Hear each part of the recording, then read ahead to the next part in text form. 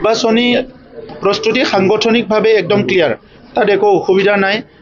সাংগঠনিকভাৱে আজি UPPL দলে আমাৰ কেন্দ্ৰীয় কমিটি, জিলা কমিটি, 40টা ব্লক কমিটি আৰু 445টা প্ৰাইমাৰী কমিটি, 3200টা বুথ কমিটি আমাৰ সম্পূৰ্ণভাৱে আজি সক্ৰিয় কৰি তোলা হৈছে আৰু তেখেতসকলে অলৰেডি ৰাইজৰ লগত কাম কৰি আছে। গতিকে নিৰ্বাচনটোক লৈ পেলাই আমি ইমান চিন্তিত নহয় আৰু ভাৰতৰ যিটো গণতন্ত্ৰ ইয়াত আমি সকলো কওঁ যে এইটো মাদাৰ অফ ডেমক্ৰেসি, ইয়াৰ এটা সৌন্দৰ্য আছে, এইটো যথেষ্ট মেচিউৰ হৈছে। সেইকাৰণে ভাৰতৰ আমাৰ নিৰ্বাচন আয়োগে বা অসমৰ নিৰ্বাচন আয়োগে নিৰ্বাচনৰ কাৰণে একমাহ সময় বান্ধি থোৱা হয়, য'ত নেকি আমি নিৰ্বাচন প্ৰচাৰ কৰোঁ, নিৰ্বাচনৰ কাৰণে কাম কাজ কৰোঁ। গতিকে ছেপ্টেম্বৰ মাহত ইলেকশ্যন হ'লে আগষ্টৰ পৰা নিৰ্বাচনী বিভিন্ন কাম কাজবিলাক হ'ব।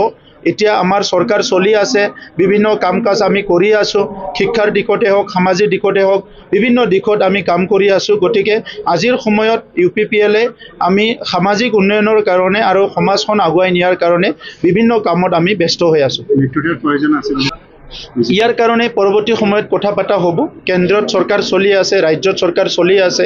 গতিকে কাউন্সিলত কি হ'ব, BJPয়ে নিজৰ কথা কৈ আছে, আমিও অহা 7 তাৰিখত জুনত আমাৰ CWC মিটিং হ'ব, তাতে আমাৰ কথাটো আমি আলোচনা কৰিম আৰু আমি স্পষ্ট কৰিম।